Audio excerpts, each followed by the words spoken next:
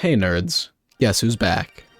I've been busy coding for quite a while. You need only look at my Discord server, my last 6 months of streams, to see that I have my hands quite full. And yet I made no videos. Okay, well, not no videos because I've released a few random ones, but we're not counting those because they aren't actual devlogs. The reason is that I've been kind of focused on just coding, And I guess writing too. But I've made so many projects that it's genuinely a pain to try and list them all. Some of the major highlights, I guess, from my time off were the creation of Delusion, a 3D multiplayer shooter game inspired by Upgun, and also there was Umbra, which was a card battler game thing that was inspired by a minigame called Walls of Deer.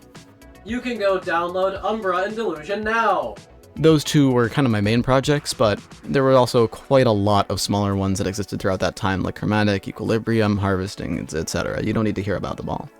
Because I know you're not here to listen to me ramble about all those past projects. No, you're here to learn about this new endeavor of mine. So let's talk about it. This game is currently unnamed, but I have just been referring to it as crafting game, because, yeah, I'm bad at naming things. The basic rundown of how I envision this game is as follows.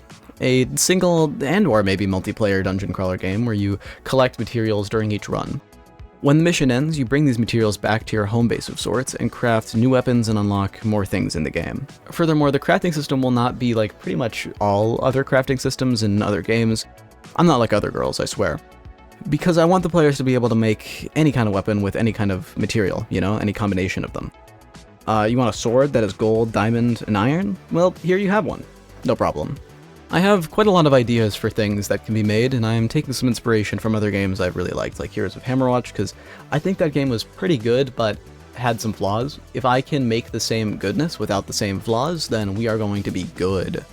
With this project, though, it's quite early in development, and outside responsibilities like school and life tend to take away from my time to make it. But I'm doing my best and wanted to start making a video series about its development to start kind of driving some attention to it and to help keep myself motivated on it. So I think the best way I can explain where the game currently stands is to just show you, so let's get into it.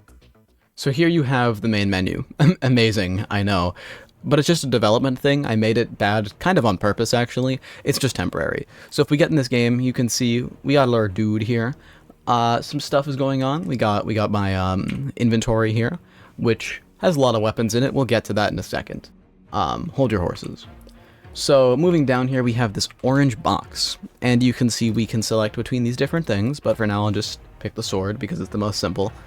These are also just kind of development textures, so don't worry about those. So currently there's these 3 slots here, and there's no real way to get materials officially, but I do have dev keybinds to spawn them in, so I can choose between these two. Since there's no official way to get these, this is the only method I can use. So let's make one out of Among Us, shall we? We now have this sword, but what if I made one out of these ones? Well, I think you can guess that it'd be made differently, right? And if I were to, I don't know, let's say mix and match them like this, what do you think would happen? Well, I think you already know because I've given you some hints and you can probably kind of see what's going to happen, but it creates kind of a hybrid sword, right? It's not one, it's not the other, it's both.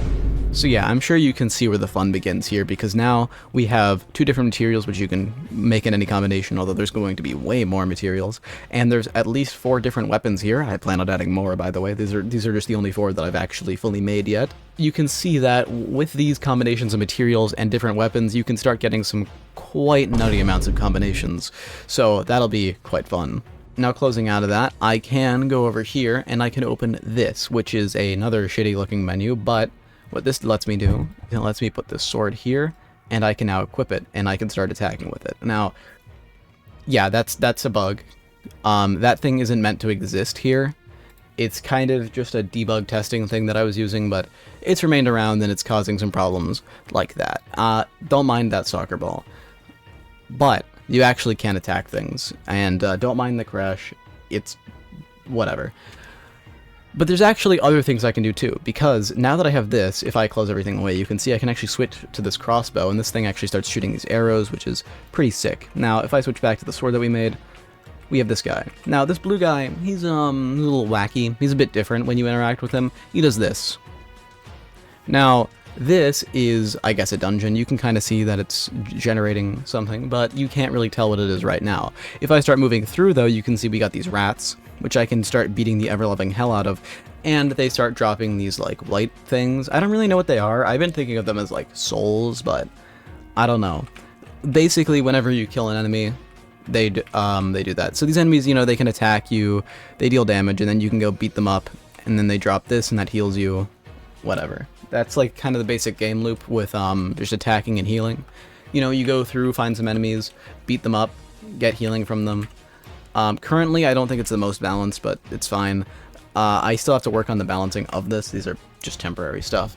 Now, as you progress through these, you'll be able to eventually find that same blue guy that I went through to spawn in the dungeon, and it'll spawn a new floor, and the entire thing repeats, hence the game loop. Now, currently, if I go over here, right, and I just let these things kill me, right, which shouldn't take too long, correct? I just disappear. Yeah, that's not meant to happen, or rather, I guess you could say it is meant to happen. I never coded anything to happen once you die. You just disappear, and that's it. So you can go. So you kind of are just forced to go back to the main menu, and now you're here. I don't know. That'll get ironed out later. And yeah, that's where the game exists so far. A lot of work has been kind of on the invisible side of things, namely getting an inventory system working, making items able to be crafted with materials as well, saving loading of those materials so you actually can keep them in the inventory and like whatever, making a kind of random room layout generation thing for the dungeon, making enemy AI that wanders around, actually can see the player when they draw near, cannot see them through walls, rallies nearby enemies when alerted, and attacks the player when they get close. It's a lot of things you don't normally think about, but it's a lot of stuff I've had to do myself, and hence has taken quite a lot of time. I'm hoping that as I get more of these base systems down, visible progress should appear to ramp up in speed, but more just because more of the back end is done, and I can start working on the front end more. Now that I've kind of triggered all web devs for using those terms like that, I want to talk about my plans for the game and where I want to take stuff. So right now the game is looking a bit malnourished, but I hope that with time and effort that will be able to change and hopefully make it into something cool.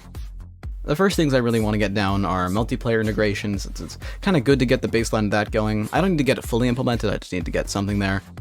I want to find some way to make materials able to spawn in the dungeon and you are able to bring them back, because currently you can't. They're only spawnable through dev keybinds, and that's not good. And I kind of want to make some better method for handling the buildup of items in your inventory, because right now, items just kind of pile up in there, as you saw before, with a huge amount of weapons, and you can't do anything with them, so they're just stuck there. But that, of course, is far from a complete list of things I want to do. That's just kind of the more pressing ones, or the things I want to do right now. Anyway, don't mind my sudden voice change. I'm sick now while I'm re-recording this part. I kind of fucked it up before. What I do want to say, though, is to consider joining my Discord server, or maybe watching my streams, because I actually make the game live and I give updates about what I'm doing. So that's a more consistent way to actually figure out what's going on here. But I don't know if anyone actually cares about this part. Does anyone actually care? I mean, is there a point to keeping this in the video? Do people actually watch this? Do people, like, just tune it out? I don't know. Should I just remove it? Wait a minute. Also, this game code actually is public, so you can go to my GitHub and download the current project files whenever you want.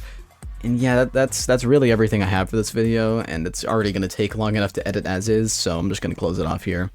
See you guys later, be it in the past, present, or future.